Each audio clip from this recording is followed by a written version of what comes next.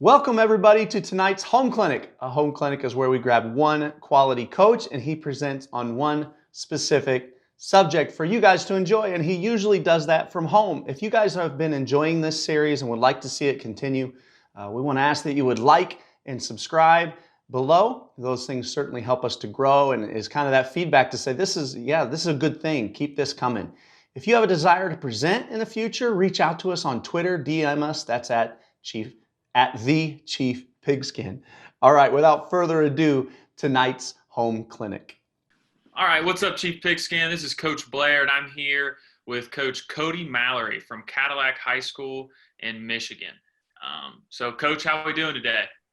Doing great. Just really fired up to be doing this, and really, flattered by the invitation. So I appreciate the opportunity to be able to talk about our players and our program. So thank you. Excited to have you. And anytime I get on here and we talk option talk, I love to ask this question to Flexbone guys, because we see in 2020 and the world we're in is spread offenses and RPOs and all that stuff. I love to ask option guys, why do you choose to run the Flexbone in the option system? Yeah, well, it's, my job, our job as coaches is to make sure that we get our kids in a position to be successful. And with the school I'm at, we've got 800 kids in the school, but we're playing in a conference where, one of our opponents is literally twice our size. So, I think I did the math. Our average opponent's got an enrollment at 1,250. We're at 800. So we need to do things that are different to try to cut that advantage that they have. Because when you're a school as small as we are playing those larger schools, the margin of error is pretty small. So this is something that I feel like we can dictate some things to the defense because it's unique. We're not going to beat the larger schools on our schedule doing what they do. We have to do something different. And so this is what we do. It's also outside of spending 3 or 4 years in the air raid. This is all I've done. So it's I know how to fix it. We still, it's by no means am I a guru at all, but I know the basic fixes, and it suits our kids, and it's where we're comfortable. Awesome. So before you get started with your talk, can you give everybody kind of an overview of what it is you're going to talk about? Yeah, so we're going to be talking about mechanics of the triple option, only inside veer and mid triple. So we're going to get into depth on what we're teaching on the mesh, what we're teaching for the running back, and also our motions and our timings, because like I was saying before, our margin of error is so small. So we as a program have to be very, very precise in how we do things to make sure that we're able to overcome some disadvantages in speed and strength. Awesome. So you go ahead and share your screen. The floor is yours.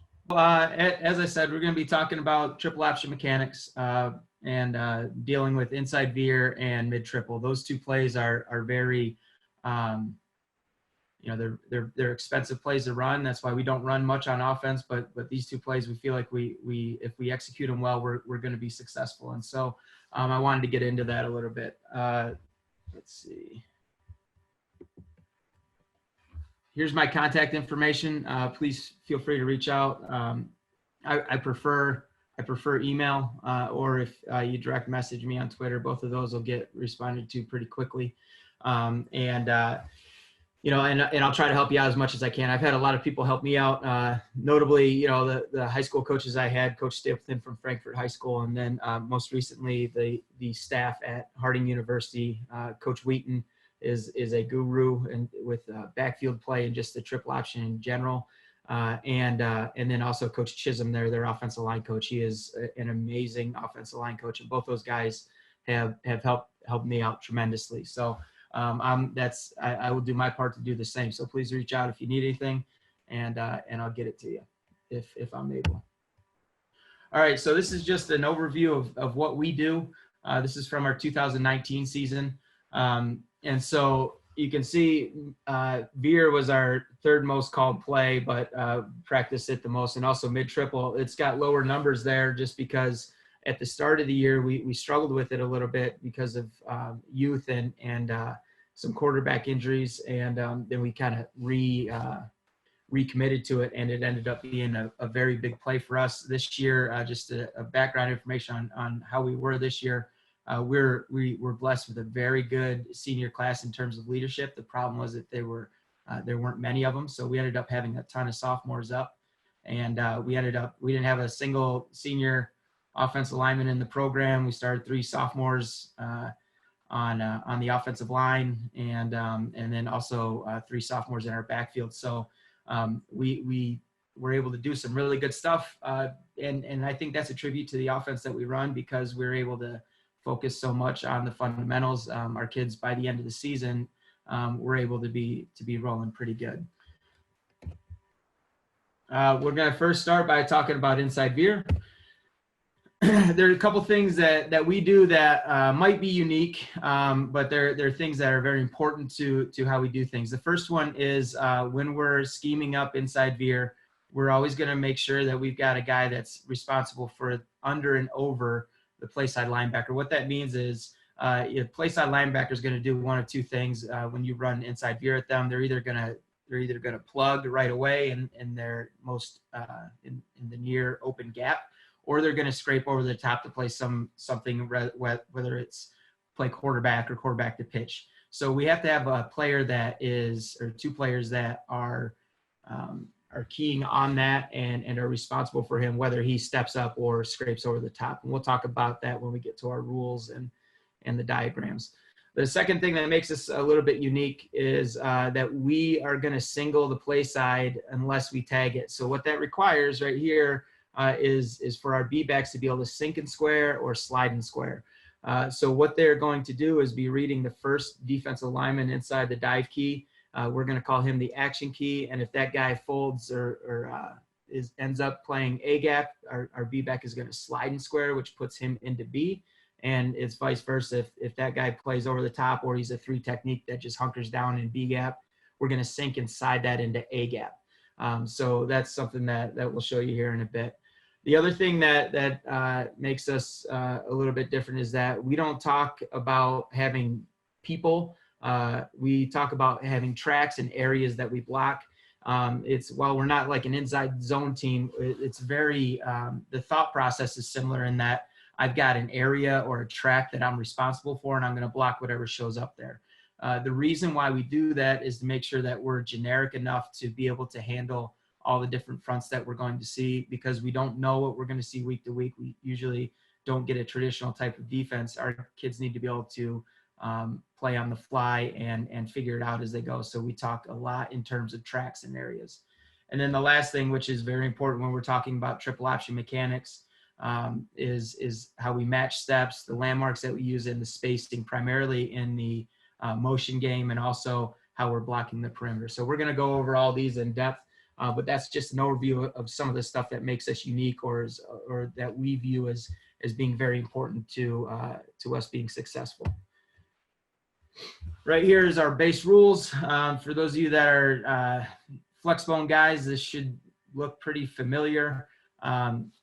We really, we're pretty standard in terms of that. A couple things that you'll notice, when we talk about our motion, that's talking about when in our cadence the motion starts. So we got 2 types: an R motion, which is going to go on the ready of our cadence, and then a D motion, which is a little bit earlier type of motion, which is going to start earlier, obviously, so that we can get further lateral movement across the offense to try to stretch the defense a little bit more.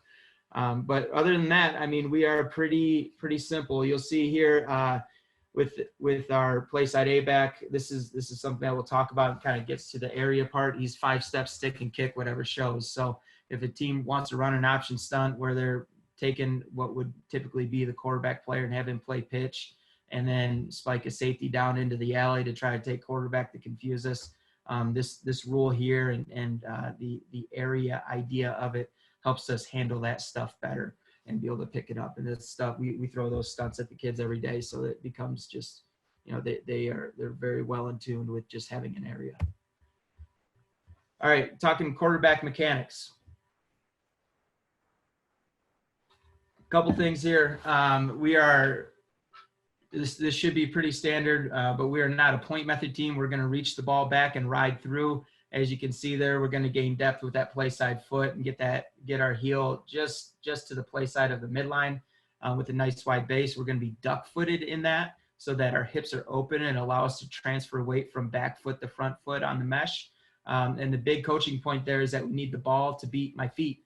So what that means is I'm going to take the snap from the center. I'm not going to seat the ball in my belly button. I'm just going to reach it right back and try to get that knife back into the quarterback's belly before both feet get set on the mesh. That's going to allow the quarterback to be able to take his time on the read and do a good job there. So we want to get that ball back as fast as possible. We're going to key the inside shoulder of the dive key, and that's, you know, all this is basic option stuff. You take a look at it here. This is what it looks like. We'll talk about the B-back's footwork here in a second. But one thing, after this weight transfer, the quarterback's going to push off hard on this foot to clear any type of collision that we might have here, and then get lateral for 3 steps before either dipping into the line of scrimmage or kicking the ball to the A-back on the pitch. B-back mechanics, he's going to, as you can see there, 6-inch play side step at the guard's inside foot, and it's his job to marry up with the football. So he's going to get his eyes through the ball and see the action key through it. Remember, that action key is going to be the first guy inside the dive. I've got that drawn up for you on the next slide. We're also telling him if the ball's at the quarterback's front hip, it's his, so he's got a clamp on it. We can't have indecision at that point. If the quarterback hasn't made up his mind, he needs to clamp and take the quarterback for a ride with him. So we do not want that ball getting out on the mesh in front of the quarterback's hip, because that's when things start to go bad and balls end up on the ground. The other thing, especially on a pull read right here, if he needs to stay inside number 1, which is our dive key, unless that guy is inside the tackle. And so what that's going to do is if number 1 crashes and tries to force the pull by the quarterback, the B-back's going to dip his shoulder and wrap it even tighter to pull that guy down into there to clear the optionality for the quarterback to get vertical. These are the 2 types of reads that our B-back is going to have. Remember, he's tracking the inside foot of the play side guard, and if that action key ends up in A gap, he's either going to stay on that track if that guy's down enough, or he'll take a slide step there. If you look back, B-back, he's going to sink or go into A gap if the action key bends over the top on his 3rd step, and the slide is going to happen on the 4th or beyond step. So right here, it's a sliding square. So he's at the 3rd step right about here. That 4th step gets in the ground. That'd be his inside foot, and he's able to bend it.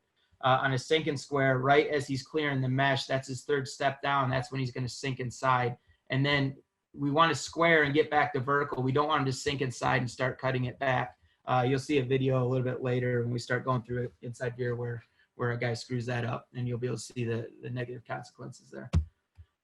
Here's a look at what this looks like. So we've got a 3 or 2 technique that ends up folding into A gap. Our B-back sees it, and he's able to slide and square. He ends up doing it on his 6th step rather than his 4th.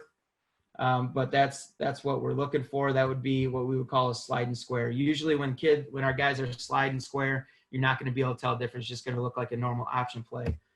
Where things get different is when they do the sink and square.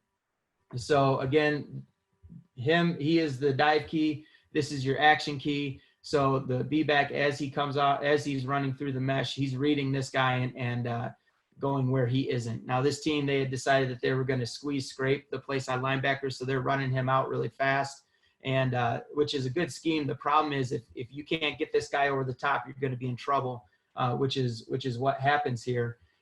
So you'll be able to see the defense lineman stays or aligns in that 2.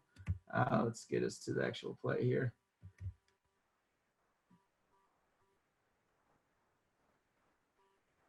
And he ends up being in B gap. So just a very subtle step here by our B back. He slams that foot in the ground. He gets back to vertical. Our center does a very good job getting the backside cut off. And you know, if they all look like that, that'd be great. But you know, this is a good visual though of what a sink and square should look like. All right, talking A back mechanics here. So for the play side A-back, there's two basic schemes that we're going to run there. And we're going to start with a 7-man front, which is what we're going to do. We're going to arc scheme any sort of 7-man front. Another way to think of it, if there are 2 safeties, we are going to arc it.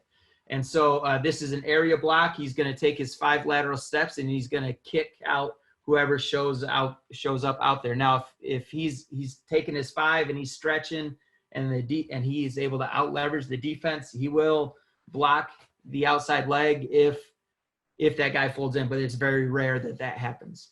The second scheme that we're going to do, which is what we actually do the most of just because we see so much 8-man fronts, is a load scheme. So if you think about it like this, a 7-man front, 5-2, 4-3, that sort of thing, we're going to arc it.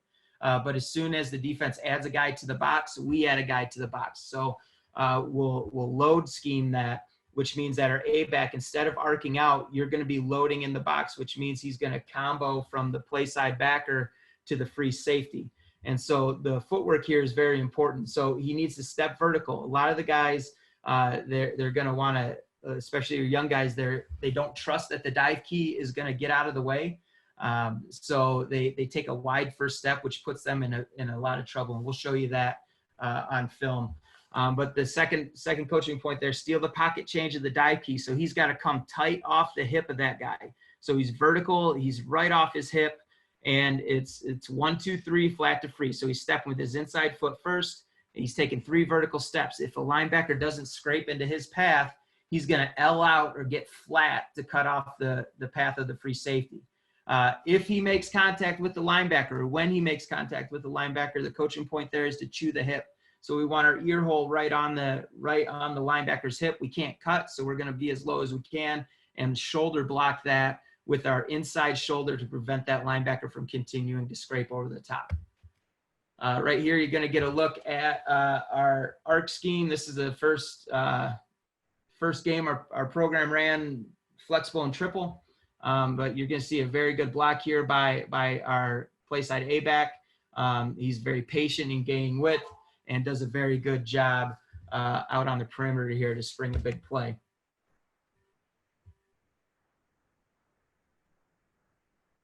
We want to get that kick so that we can get vertical right now. We're not trying to circle people and get to the perimeter. We are not fast enough to do that. So we're trying to create an alley right here where we can get vertical and get positive yards immediately. We don't want this thing stretched to the sideline.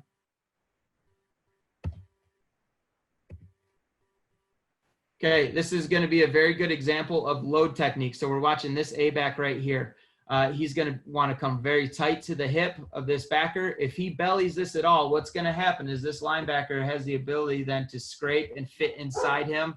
And we're teaching our quarterback to get vertical after he gains a little bit of width off the mesh. And so they will not see that coming. And that's going to end up being a no-gainer and getting your quarterback hit from a position he's not prepared for. So we want to make sure that we're vertical, stepping with the inside foot. We took a false step there, but I like our path. And what I really like about this clip is pad level there. This is what we want. Okay, so this is a legal block. We're not cutting. He's nice and low. He could run his feet a little bit more, but we'll take it. I mean, that's what we're looking for pad level.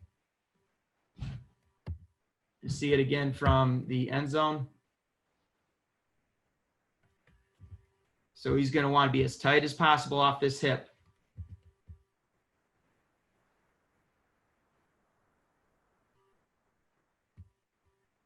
And there we are. That's what we're looking for on a load scheme. All right, let's talk backside A-back. As far as this is a place where we're going to be really we're going to be very detailed, and that's in our motion path and our motion timing. We need to make sure that we are very detailed here because this is how we gain an advantage. Again, like I said, we're not fast enough to outrun people for the most part. So we need to be very efficient with our movement here. So how the motion works is our first step is flat directly at the opposite A-back. Second one is going to be at the hands of the B-back and then to the heels, at which point we stretch for 5 yards before getting downhill. And a good thing that we picked up from Harding University is this whole idea of landmarks where you can check the film and see, are we in the proper place. So the way that we do it, when the ball is snapped, like right when the center starts moving the ball, if you pause the video, what you should see is your A-back with his first step in the ground and his second foot hanging. So he's in the process of taking that second step. When we are on the mesh, he should be stacked directly over the center and the quarterback at 5 yards. That tells us that he's in sync, and that's going to allow him to slingshot out in front of the quarterback and work into his peripheral vision. Here's a look at the timing. We'll sometimes freeze guys like this and just check a play at the line of scrimmage. We are the slowest no huddle team in the nation, and we're okay with that. So we're watching this guy right here. So he's going to take his first step. I would like his stance to be a little bit more narrow, so that he can gain a little bit more ground.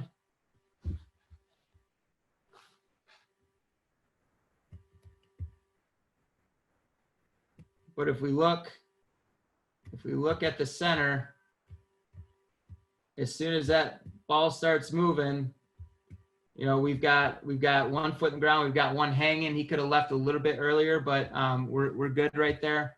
And then if we look on the mesh, is he stacked up? Yes, he is.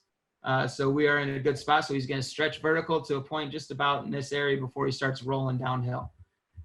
And we want to catch that ball going downhill. Catch that ball going downhill, and you can see how it works out with the type of block that we're getting here from our A's, where we're kicking instead of trying to reach. It allows us to get vertical right now, which is to our benefit. I'll see it from this angle. Step, balls, he's hanging. You can see our timing. We're right there on the mesh and get downhill.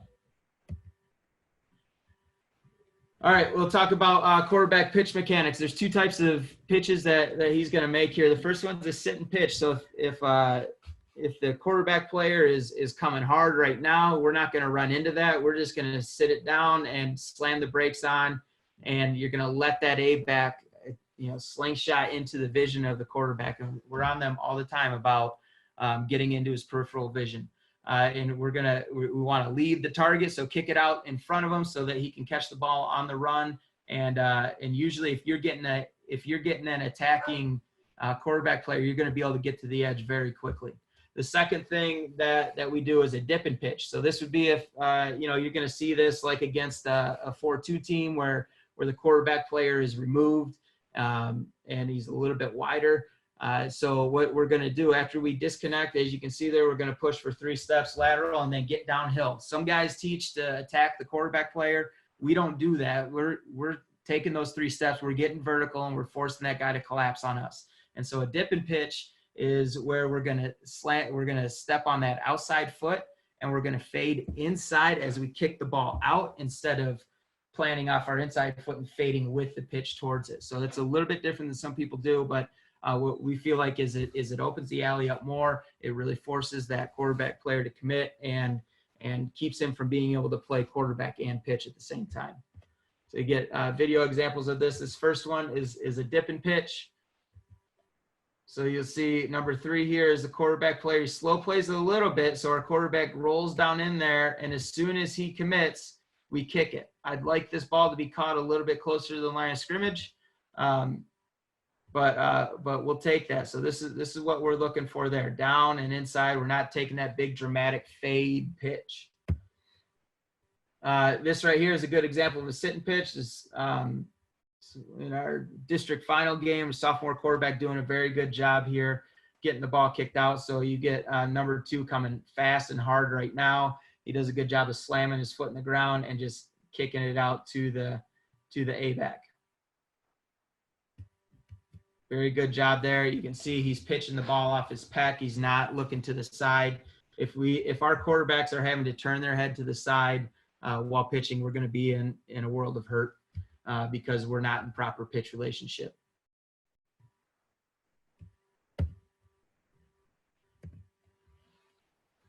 All right, let's get into the diagrams. What you've got here, this is our base rule for inside veer, and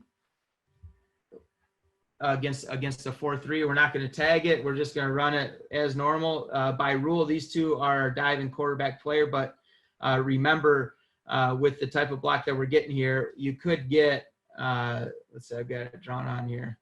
You could get what we call a 3-2 exchange, where number 2 comes out and plays pitch, and number 3 fills the alley right now to play quarterback, and teams will do that to try to fool us. But, you know, like I said, we practice that every day that we do option drill, so it's something that our kids are accustomed to, and they understand that they're blocking areas. Let me get to the video here. We haven't seen a 4-3 consistently since 2017, so this is some older film, but you'll get a good look at all aspects of the triple here. So we're running it here to the bottom. You can see number 1 is up the field, and we're into the line of scrimmage. This is an example that I was talking about earlier on the sink and square. If you bend it too much, you run into the trash on the backside. So it just needs to be a subtle move, and he bounced it really far back. Now our play side or our backside guard and center do not help us out here. We vacate on the scoop a little bit, and we don't get him cut off. But also we don't need to be that dramatic with our B back in the sink. Here we are. I think we get quarterback keeps it here. We have a little bit of an error on the mesh. So you can see, if you were paying attention to when I was talking about the mesh, the quarterback does not have his mind made up when that ball hits the front hip, and he pulls it out late. And so what that does is it puts him behind on everything. First off, we're lucky the ball doesn't come out here, but it pulls his hips down, and now he's not in a position to get it kicked on the pitch, which this read would have told him to do. So he's forced to get vertical right now, and so that we can maintain positive yards there. But you really want to make sure that we are not this late on the dive and pulling the ball, because we're lucky that ball didn't come out there. You'll see it from end zone. So we're calling him the dive player. We're calling him the quarterback player. Not happy with the veer release from the tackle there. He's vacating too much. We want him to be a little bit more vertical as he works to the mic. Well, there we are. And here you're going to get a chance to see it get pitched. So it's coming out here to the bottom. It's got some good and some bad in it. So very good job with our play side A back, staying patient and lateral. And getting that. This is a rare time when we actually get it hooked. Normally that's going to be a kick. A really good job with the dip and pitch there by the quarterback. You see him kicking it out there while rolling downhill. You'll see here's some bad. We get some failure to communicate here between the nose guard and between our guard and our center with how to treat this nose. With him tilted like that, I'd like them to treat that as a shade, but the problem is he's thinking he's a shade. He's thinking he's a 2-eye. So we end up just chipping it, which this should have been a combo block. But we get lucky. We get lucky that the ball ends up getting pitched here and out onto the perimeter. The guy also dove in there, taking himself out. But good and bad on this play. All right, this is what we do the most, which is load scheme, just because of the types of defenses that we see. So we load, they added a guy into the box, so we need to add a guy, which is what we do with the A. So what a load scheme does is it tells these two that they have these two. So both of them are going to veer through. Whichever one does not end up on the mic is going to bend off the hip to try to cut off flow from the free safety. And other than that, though, nothing else changes. Techniques and everything are the same. We're just most likely in this, quarterback's going to get a dip and pitch. Okay, so here you go, up top. So we're loading. You can see this is a technique we've been starting to get. You'll be able to see it better from the end zone. But guys tackling our pitch guys when they're not even carrying out fakes. Should be defensive holding, but whatever. So here we go. Quarterback pulls it out. Number 2 takes himself out of the play. So we're lateral for 3 steps, and we start rolling downhill. And then we're one-on-one with the safety. We'd like to get the A back up there, but he ends up picking up a backer that's scraping over the top. End zone look. So this would be a sliding square by the B back. Don't like how he stutters his feet here. Like to have him hit it a little bit more downhill. But there we are. Another look at load here, getting out onto the pitch. This team made a decision that they were going to play us in basically 4 techniques and keep our tackles off the backer. This is why, like, if you're not carrying load as a flex bone team, you really should, because eventually somebody's going to do this to you. And so what they're doing is squeezing hard here, wrapping him over the top for quarterback. So it ends up being a block that this guy needs to make. Don't like how slow the quarterback's feet are here. We'd like to get that second step in the ground quicker and not drag it like that. You can see him dragging it on the turf. Timing and motion here by our A-back. He rounds it out a little bit too much. Like to see him gain a little bit more ground on his first step, and so that we're able to stretch it wider so that we're not having to turn our head like that to catch it. If the line of scrimmage is right here on the 31, we want to be catching the pitch up in this area here on the 32, 33 maybe, not back there at the 35. It ends up working out though because the safety is slow to respond.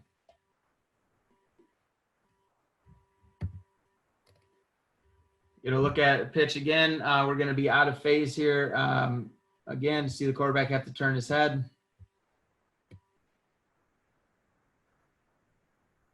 What I like is our tackle getting up to the free safety at the end of this 52, getting out ahead of the play and getting a block on the free safety, which springs it a little bit more. All right, that's inside veer. If you wanted more information on that, see my contact information and reach out. We tag it up quite a bit, but I just wanted to give you the basics of our footwork and all of that. So let's transition into mid triple. Mid triple really complements inside veer. They're good. It's a good partnership. Why we like it. What's good about mid triple? Number one, if a team is reading guards, it's a good counter play because the play is going to look, if we're running mid triple to the right, the play is going to look, especially against an odd front, is going to look exactly like how we would run inside veer to the left. So if they're on guards, it's going to look very, very similar to inside veer away. The other thing that's good against an odd front, which is we really like running midline to an odd, and we also really like running it to an A-gap player. I know some of the you listen to some defensive coaches talk about defending the triple, and they'll say, force them, like if they get a 3 technique, they're going to want to run midline, and if they get a 2-eye, they're going to want to run veer. That's irrelevant for us. In fact, it's a little bit easier if we are running it to an A-gap shade because we're taking one of the reads out of it. And while we love triple option, if we can make it easier on the quarterback, we will. So against an odd front, it's nice because the handoff key is further removed. So we're reading that 4 technique that's way out there. So he really has to squeeze. The other thing, if we're having defensive ends chase us down on the backside, this is a good way to handle that player because we're turning back on the backside. And we can keep that defensive end from coming down as hard and fast as he can if we're scooping out on inside veer. The other thing against an odd front and also against like a shade is our slice technique, which is another way to false key the defense, and also it prevents the center from having to go one-on-one with the nose guard. It's a combo where we're pushing them out the back door with the front side guard. And it helps us clear the cylinder better than if we were to base that guy on midline. And then the last thing, and you'll see this on one of the clips I have on here, the defensive end cannot tell the difference between an inside veer and a mid triple release from the play side tackle. So sometimes, and you'll see it, like I said, on one of these, we get a 2-for-1 where we have 2 guys folding in, 2 unblocked defenders folding in on the dive. And it works out nicely because it cleans the edge up. And if you make a bad play call like I did in that situation, it can get you out of a bad play. So here are our rules. Play side tackle is a little bit different. So we say best release to play side backer, where if we're running inside veer, we tell them to veer release. What that means is on a veer release, we're very strict on how vertical we are. We want to stay pretty vertical on the release. On for this one, when we talk about best release, he can be, well, we want him to be a heck of a lot flatter because of where the dive is going to end up being and because of movement that we're expecting from linebackers. The play side guard is going to veer and clear A gap. Which just means that he's if he's got a 3 or 2-eye, he's going to veer inside. Otherwise, he's going to basically scoop out any A gap player. But you'll see right here with the play side A back, twirl and arc. So he's going to take a motion away from the play and then arc back out, and then it turns into very similar footwork for his as he does on an arc and inside veer. And the only difference is though that we're trying to circle the run support player instead of getting up into the alley. So this one we are trying to stretch to the sideline. The other thing that's a little bit different, we are going to read the first play side D lineman, which means we're going to, if it's a shade, if it's a 2-eye, if it's a 3, if it's a 4 or 4-eye, whichever one is the first one of the play side, that is our dive key. So that means that sometimes we might be reading a 2-eye. And that's fine. We're good with that. We work on it. But the reason why we do that is because we want our kids to be able to play fast and just know the rules and not have to adjust and check out of stuff. All right, mesh mechanics here. If you were to take a picture of our quarterback on the mesh for inside veer and midline, it should be pretty similar, but how we get there is different. So the big thing with this is we need to make sure that we clear the cylinder and keep our upper body out. What a lot of times will happen is our quarterbacks will get out of the way quick enough, but they start leaning into the mesh because their feet are off. And then you start rubbing shoulders with the B-back, which can put the ball on the ground. So we want to stay tall, keep the chest out of the mesh. And we're going to do that by the way that we use our feet here. So we're going to push and swing with the play side foot, and we're going to point our toe at the B-back. And then the second step, we're not stepping back off the line of scrimmage. We're just going to pivot it. The reason why is because if we step back off the mesh, you feel like the B-back's going to be on us too fast, and the quarterback's going to get rushed through the mesh. And the same coaching point goes here the rest of the way out. The ball beats your feet. We're eyeing the inside shoulder, and we got that good weight transfer, and then push off around the collision. B-back mesh, 6-inch play side step directly at the center's tail pad. And again, it's his job to marry up with the football. And same rule again, once he gets that third step down, he starts to clear the front side hip of the quarterback. He's going to clamp down on it, and that ball is his. And then where this is a little bit different than our inside veer footwork, when we talk about slide and square and sink and square, we do not want the B-back sink and squaring on this because we're afraid that ball will end up on the ground. So he's straight up the pipe, and then he's going to slide and square on his fourth step and bend it back behind the dive key. I was listening to, in Michigan, we got the power T is a big deal here. That's like 32 personnel, foot-to-foot splits, 3 backs, two tight ends. And I was listening to one of their coaches at Cedar Springs, Gus Kapolka, talk, and he used an analogy for his guys on trap, which was you want to be like Days of Thunder. If you think about the movie, he's got that wreck in front of him and he's just hammered down through the smoke and just trust that it's going to clear. This is the same type of mentality that our B-back has to have on this. He's got to hit it like it's Days of Thunder and cannot vary that path. All right, this is what it looks like on the mesh.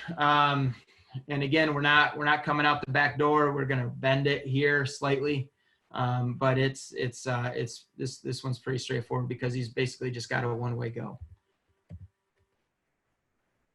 Okay, pitch phase. There's 2 types of ways that we're gonna be forced to pitch a ball. It's a sit and pitch or a run and pitch. So sit and pitch is the same type of concept as on inside veer. He's coming hard. I need to slam the brakes. I'm not going to run into him. I'm going to set it down, especially on the type of path that our A-backs have to take on this.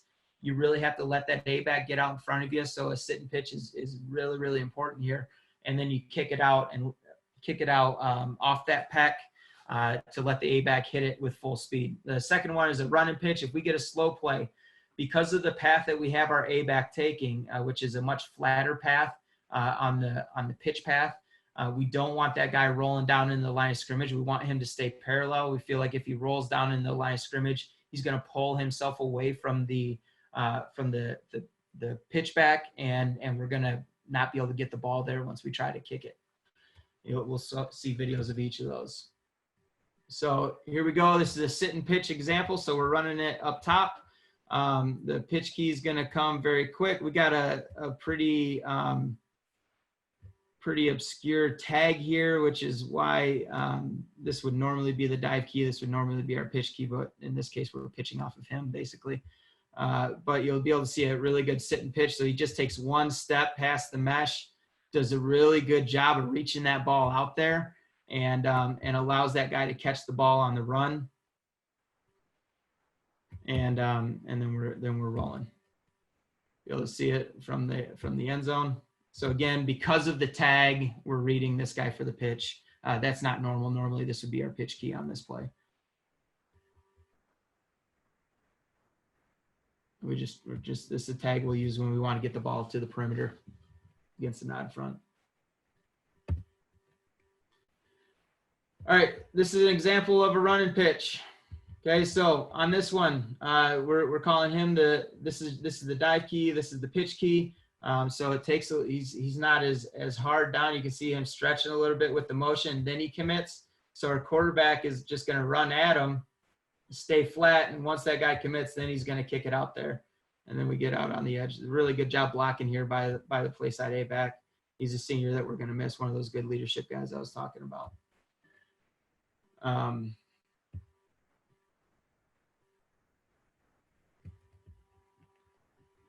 You see he takes a couple steps after the mesh, gets it kicked, and we're off. Okay, talking about A-backs. This is, out of anything that we do, the footwork here with this play is probably the most difficult and has the biggest difference in the success or failure of this play. If you screw these two things up, this play is not going to be a good play for you. So it's something that you got to coach the crap out of, and you've got to make sure that your A-back coach is very detail oriented in order to get this stuff done. So the play side A-back, he's going to twirl an arc. So he's going to go in motion. He's going to leave at the same time as he would if you were motioning for inside veer. And he's going to go towards the backside. So his first step's flat. Again, nothing has changed. His second step is at the hands. And the third step is a bounce step where he's going to bounce back instead of playing at 4 yards. And that 4-yard thing is important. I'm going to show you here in a second why. And so he's got the mindset that he is circling, or he's hooking the run support player unless that guy gets across that 4-yard plane, and then it turns into a kick. And that doesn't happen as often as us getting him circled. So the second key part here is the stationary pitch path for that A-back. So this time we don't have the advantage of sending that guy in motion to get across the formation to get out in pitch phase. So we have to be very, very efficient with our footwork here. So we're going to explode through the hands of the B-back through the hands with our first step. And so we have to really push off like we're stealing second base and really accelerate through there. And you're going to stay on that straight line through the hands until you get to the heel line, which is at 5 yards. And that should happen at around the play side tackle, at which point you're flat and you're going to be in sync with the play side A-back. This video here will do a good job of illustrating it. So if you take a look at it,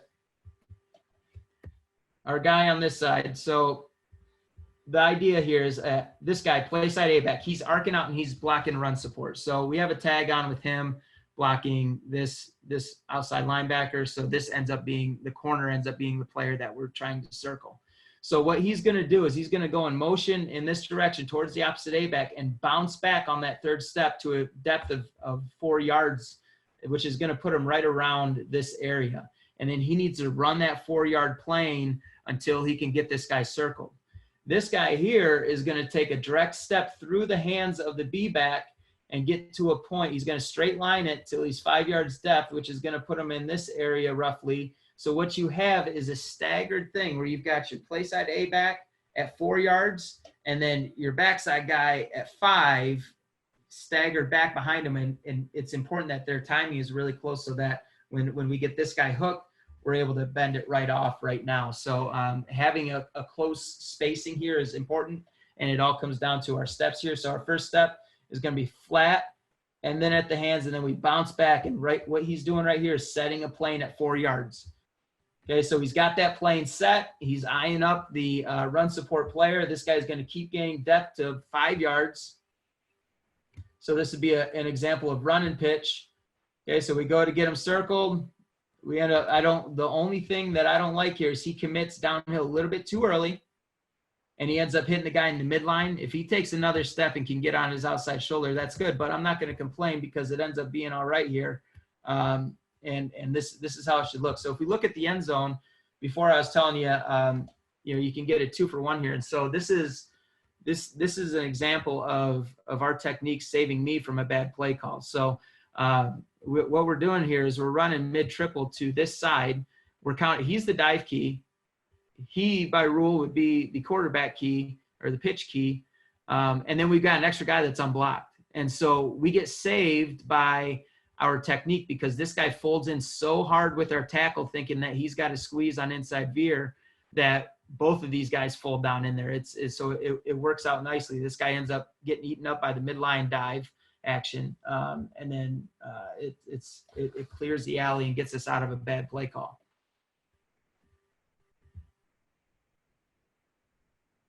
So you get a 2-for-1 there on the dive, which, we'll take every time. And there we are. All right, so this is what it looks like drawn up with all the parts together against a 4-2. We're circling the force player out here, and we're veer and clear A gap. We will combo the backside of this if we've got an A gap player, and then he's to the play side backer. Best release to the play side. This is an example of it. This team. What they ended up doing is they were an odd front team, but they started kicking their front over to, aligning in an under front towards our tight end, which makes it play out like an odd front, or I'm sorry, like a 4-2 on the backside. So we've got dive key here, pitch key here, and this is our first program game in this stuff. So this is week 1 of running the option. And you can see right there, a good little run and pitch. We're dipping down in there a little bit, but we hadn't developed that yet. I like the aggression that our A-back uses here, but I'd like him to catch a little bit more. But again, it works out nicely. So you can see here, we're running it over to the left. We're veering inside. We had a miscommunication here. He's thinking he's getting a slice combo. We should be blocking this. He should be basing this on his own. And there we go, getting the ball kicked. All right, same deal here. You guys, we're playing an under front team, and again, they're kicking the front to the field. So we have a 1-man advantage to the backside. So we're going to run mid-triple up top. Our quarterback is having to turn his head. You can tell, and you don't even need to. All you need to see to tell that we're not going to be in good pitch relationship here is to watch the first step by our A-back. See how he opens. He needs to step direct at the hands and get flat at that 5-yard mark.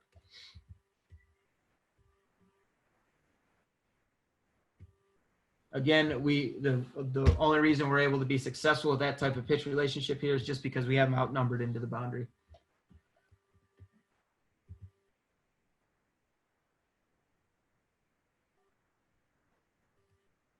So, I mean, the stuff that we're talking about right here with critiquing his footwork and everything, like, it doesn't seem like a big deal, but it is. And for us, it has to be because, of the type of people that we play. We have to be sticklers for that stuff. So this is stuff that gets talked about and gets coached up, and it's good to see it on here because it's a great coaching point. Same thing from the end zone.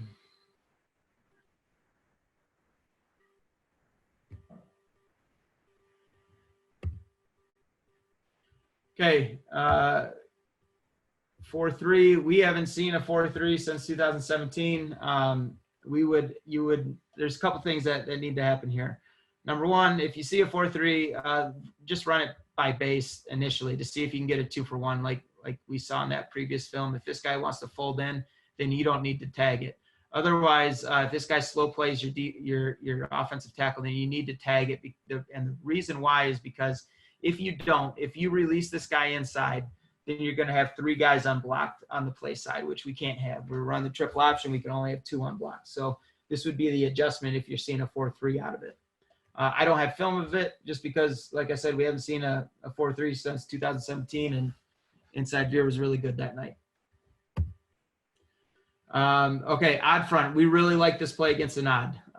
Really like it against an odd. So how it works, this would be the same dive and pitch key as we would have on inside veer. It's just you're taking this guy and removing him further from the mesh by running mid triple instead of inside veer at the odd. So we'll take some looks at it here.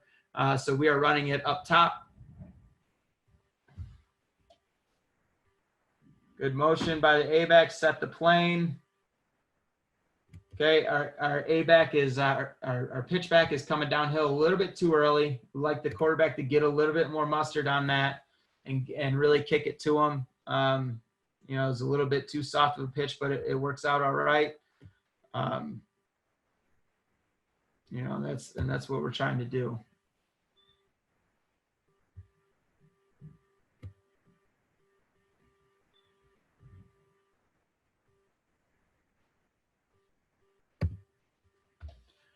Okay, so here you go against another odd front here. We went unbalanced and tried to get it into the boundary here. The team was doing this is a unique defense that we saw. We haven't seen this since this game, but they're aligning in a 5-2, and this kid's now playing football at Central Michigan University. He's a really good player, and they were putting him with motion, running him all around. So we knew that if we went unbalanced, they'd kick him here this way a little bit, and then the twirl motion gets him stepping towards the backside as well. You'll see a tag that we'll use also against defenses like this in a little bit. You see here, really good job coming off the mesh and getting that ball kicked. You know, and you know, that's how it should look.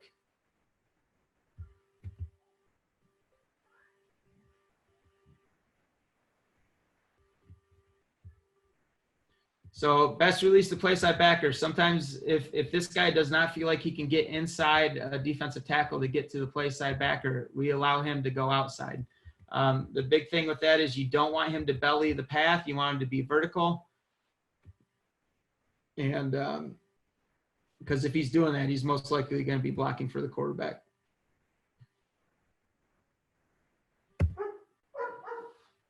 All right, a couple things that we do to dress this up. This isn't all of them, but this is just some. This is something that we really like here. By rule, what would happen if we were running, and we saw this this year in the playoffs, 2 of our 3 playoff games, we saw this front, which we hadn't really seen until that point. So this is a fix that we came up with for it. And so by rule, what would happen if we didn't tag this? So tiger tag just tells him to block the first play side linebacker. If we didn't tag this, he'd be up to the corner. Our A-back would twirl and arc out here and block whoever showed between these 2 players. We didn't really like putting them in that position, so we just said, you know, we're going to predetermine it. We're going to make the read a little bit easier on the quarterback and just say, this is your dive, this is your pitch. And we're going to block, you know, so it reads out just like we were playing an odd front. And it worked out really nice for us. We really liked it. So this is us, the eventual state champs. It's a really good team. But we found a little bit of success here against them with this play. You can see with our flex receiver here, he gets a little bit out leverage, but does a very good job staying on the block and just riding that guy outside. Again, you can see our spacing's good there. I really like that. And I really like how our back finishes the run here. It's good stuff.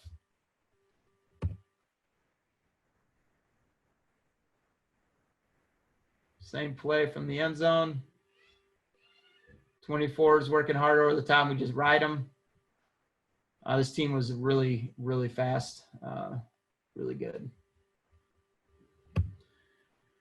Okay, the other thing that we'll do against a team that wants to roll safeties with us is we'll just tag a motion to pull them out. So you see that a lot against two high safeties. We've had teams that have lined up in an odd front and done it like this. You've also and really what that does, guys, is it doesn't change a thing for anybody else except for the play side apex. So what we're saying is if you give us a choice and we can run this guy out of here and not have to take our chances blocking him out here, we're going to run his butt out of there and just pitch off to a clean edge. And usually if you're able to run flow, it provides a pretty clean edge, and the play's going to pop if you get it to the pitch.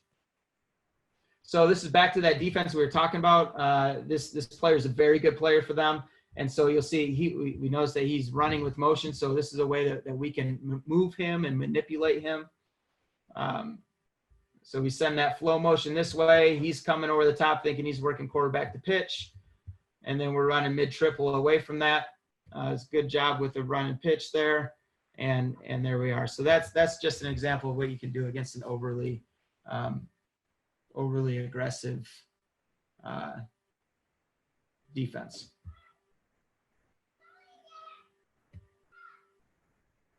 And there we are. All right, guys. That is all I've got. This is my contact information. Again, there've been lots of people that have helped me out. A lot of this stuff, like, this isn't my deal. It's just my spin on the stuff I've learned from a lot of good guys. And if you have any questions with any of it, please reach out. And thanks for taking your time to check this out.